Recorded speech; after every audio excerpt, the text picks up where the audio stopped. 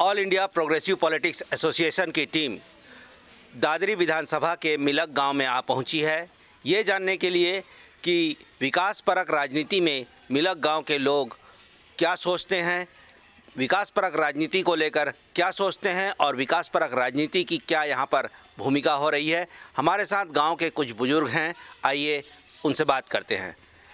बाबा जी, आपका नाम? भगवत सिंह। इस गांव में विकास हो रहा है? नहीं हो रहा जी।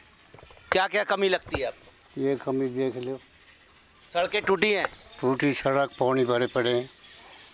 और बच्चों के लिए स्कूल वगैरह है? स्कूल तो है, पर पढ़ाई कोई खास ना हो रही। क्यों? क्योंकि अब मैडम में बच्चे कोई जावे कोई ना जाता। और चिकित्सा सुविधा है, स्वास्थ्य सुविधा, रात सुविधा ना होगा, अस्पताल वगैरह है? ना जी कुछ नहीं। यहाँ कोई बीमार पड़ता है तो कितने दूर जाना पड़ता है? खंडेड़ा जाना पड़े जी। खंडेड़ा? दादरी, खंडेड़ा, छोड़स। अच्छा, और स्कूल यहाँ पर कहाँ तक का है? 5वीं तक को है जी। यूरो क्या नाम है आपका? नाम गजिंदर है हमारा।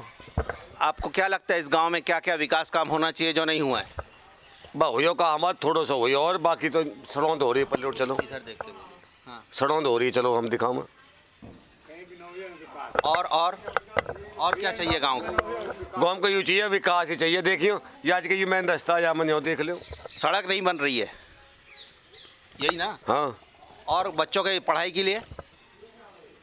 भाई जो ज़्यादा पढ़े लिखे वह कुछ ले रहे होंगे, नहीं अनपढ़ तो कुछ भी ना हो। पढ़ने लिखने के लिए स्कूल है?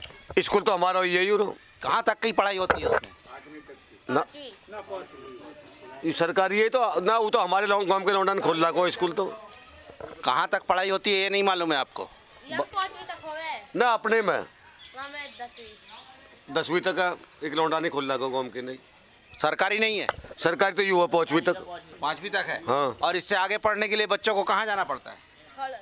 छोड़ जा में कोई दादरी जा रहा हो, कोई कहीं जा रहा हो। कितना दूर है यहाँ से? जो तो कई किलोमीटर पड़ जा, तो दिक्कत नहीं होती है? दिक्कत ही हो रही है सबली। तो स्कूल के लिए आप लोगों ने कभी विधायक से या किसी से बोला है? बोलो कहा कह में तो हर चीज़ को ही है, कह तो हर चीज़ को रह में आश्वासन दे जा। अब हम तम सु कह लगे जी, युवा दिन हाँ होएगो जी, हाँ होएगो, ऐसे हो जा जी, हाँ होएगो जी। गांव में अस्पताल है ना? कितने दूर पे है अस्पताल? 2 किलोमीटर है यूरी खंडेड़ा में। क्या नाम है? तुषार तोंगर। क्या करते हो? पढ़ाई कर रहा हूँ, ग्रेजुएशन 2nd ईयर।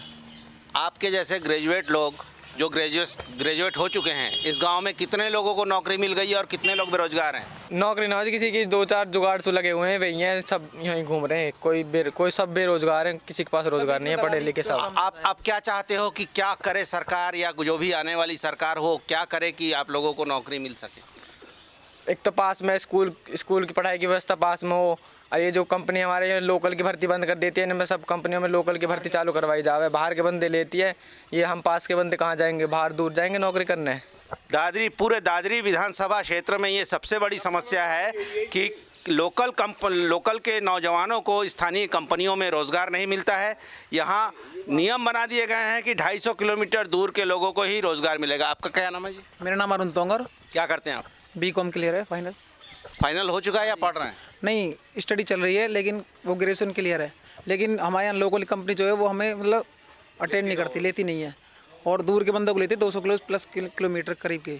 आप लोगों ने इसके लिए कभी किसी से शिकायत? इंटरव्यू दिया है। शिकायत क्या, वो नेता आते हैं, वोट मांग के चले जाते हैं, विकास नहीं है हमारे यहाँ। ये है, किसी जनप्रतिनिधि से शिकायत की है, प्रधान से या विधायक से? प्रधान क्या जी, वो नेता आते हैं कि बोल देते हैं कि कौन नेता आया था? 20 बंदों को जब चुनाव चलते हैं, कोई जिला पंचायत है, विधानसभा का रहे हैं, ये भी ऐसे ही बोल रहे हैं कि आप हमारे यहाँ से गांव से 20 नहीं, जब तक आप लोग इकट्ठे होकर के किसी नेता के पास गए थे कि हमें नौकरी के लिए हम योग्य हैं और हमारी नौकरी नहीं? हमारे गांव के बच्चे कुछ पहले तेजपाल नागर जी के पास भी गए थे, विधायक जी के पास, और कोई नहीं लग पाया। अच्छा, आइए हम और भी हमारे साथ बुजुर्ग लोग हैं, हम उनसे बात करते हैं। राम राम जी। क्या नाम आपका? आए राम। आप क्या करते हैं, किसानी करते हैं क्या? खेत करेंगे, क्या बोते हैं? गेहूँ, मूंजी और गेहूं बोते हैं। क्या खाद वाद यूरिया और सब कुछ समय पे मिल रहा है? हाँ खाद तो मिल रहा है समय पे। आप क्या समझते हैं कि किसानी जो चल रहा है इस देश में या आपके गांव में, इसमें सरकार का कोई योगदान और होना चाहिए? आप लोगों को क्या दिक्कतें हैं? हाँ, जो मिल जाए वो ठीक ही है जी। 2000 रुपया मिले हैं चौथे महीनों, उनमें कहाँ हो रहा है। अब 2 बार फसल मर ली, वहाँ को कुछ ना मिले, लिख के ले जा, कुछ नहीं मिलता।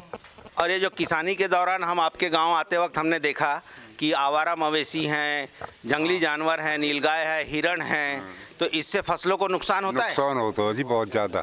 तो आप इसके लिए क्या सोचते हैं कि क्या करना चाहिए जिससे हमारी फसल बच सके? क्या करना चाहिए जी, इनको कुछ न कुछ इंतजाम होना चाहिए। गौशाला में भी गायें तो कुछ बाहर डोलनी है, कुछ उसमें है। किसान अपने मवेशियों को छोड़ क्यों देता है? बस दुनिया जी जो बेकार हो जा जाएंगे दिया कर दें, उसके लिए कोई व्यवस्था नहीं है। आपका नाम जी? महिपाल सिंह। क्या करते हैं जी? यही किसानी कर रहे हैं जी, और हम क्या करें। क्या है गांव में, क्या क्या समस्याएं हैं? लोगों के आने जाने की दिक्कतें, ये स्वास्थ्य की? सारी समस्या हो रही है। समस्या कुछ कोई भी हल ना हो हमारे यहाँ तक, क्यों ना तो कोई सवारी का साधन, अपनी निजी सवारी से कोई जवाब है, और विकास तो है ही नो।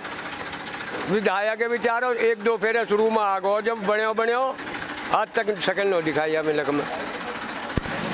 बताओ क्या करें। फसल पिछली साल फसल पूरी गल गई मूंजी की, 1 पैसा ना गवर्नमेंट ने दिया, ना किसी ने सहायता नहीं करी। चलो बहन ने कुछ तो दें, अब क्या गल गई, आपके कुछ ना मिला।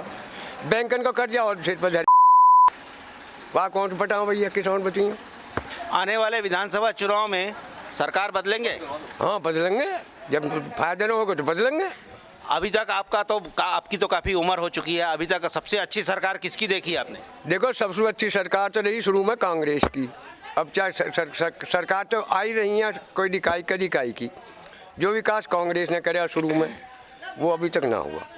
अब ये नई सरकार आ रही है, वह पहले पन की इन्होंने कहा करो जी 70 साल में, जब क्या आया जी, जब देश आज़ाद हुआ। नई बूढ़े जो अब सरकार में बैठे हैं, जब क्या आया देश में बताओ।